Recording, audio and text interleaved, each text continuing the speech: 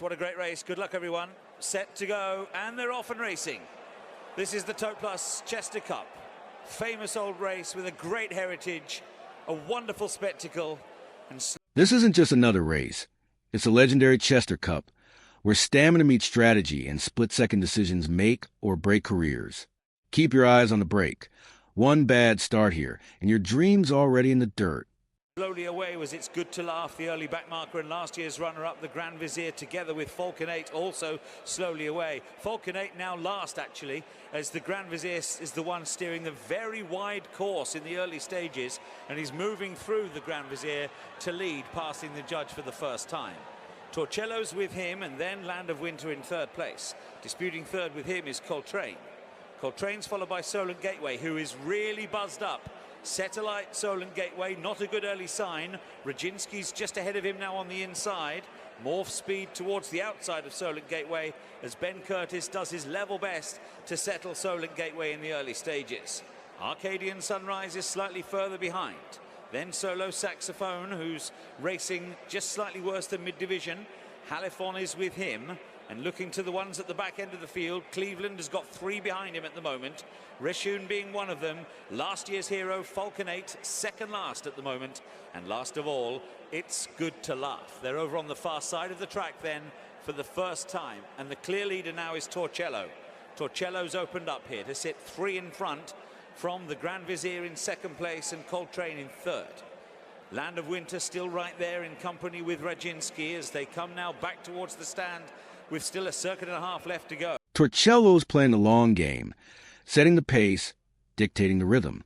But here's the danger. Front runners at Chester often burn out before the final stretch. It is either master the tempo or just lighting the fuse too early. After these, Solent Gateway still buried away amongst runners, racing next to the Irish train Morph Speed, who's up on the outside. Arcadian Sunrise is next. He's in turn followed by Solo Saxophone in company with Halifon. Cleveland is in no hurry through this first circuit. Still only got three behind him. Last year's winner, Falcon 8, is one of those. It's Good to Laugh is still towards the back end of the field as they swing round into the home straight for a second time. And the back marker is now Reshun. They're coming down the straight once again. Over a circuit to go. In the Tote Plus Chester Cup, Torcello has come back to the field slightly. The Grand Vizier's in second place with Coltrane still right there in the third. They're followed by Radzinski and Land of Winter, 4 and 5. Still keen is Solent Gateway. Will he pay for that on this second serving? They're followed by Arcadian Sunrise, and to the outside, Morph Speed. Morph Speed's followed then by Cleveland, who seems to be slowly but surely on the improve. Halifon is towards his outside as well as they race on away from the stands for a final time. Falcon 8 still right at the back end of the field as Solo Saxophone's driven along. And they're followed still by It's Good to Laugh and Reshun, the back markers. They're on then the run towards the 6 furlong pole in the Tote Plus Chester Cup, and it's still Torcello who leads the way. He's being followed at the moment by Coltrane, who's had a lovely run through. The Grand Vizier is still right there on the outside. Radzinski's bright orange jacket is right there.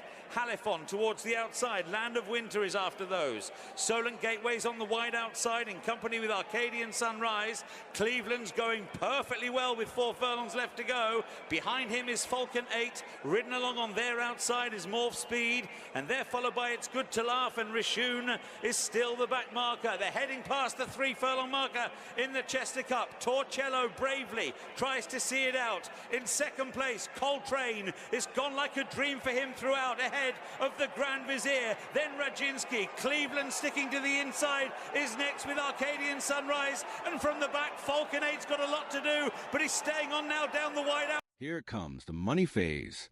Torcello fading, Coltrane cruising. But Cleveland's got that calm before the storm energy. You can feel it.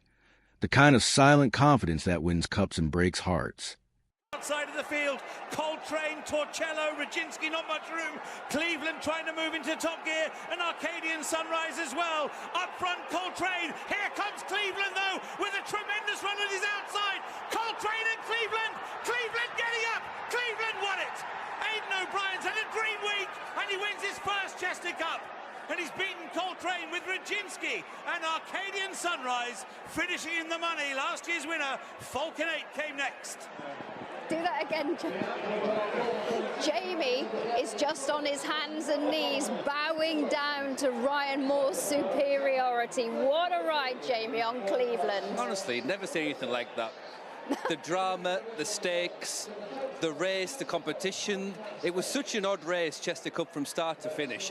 He's such an odd horse to be appearing in the Chester Cup, and it was almost written in the script, given the week that he and Aidan O'Brien have had, that he's come through to win and pipped Coltrane, for whom the race went absolutely perfectly.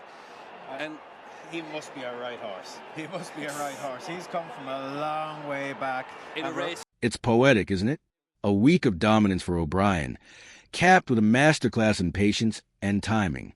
In a race this messy, the cleanest ride wins, and Cleveland just wrote his name into Chester Cup folklore.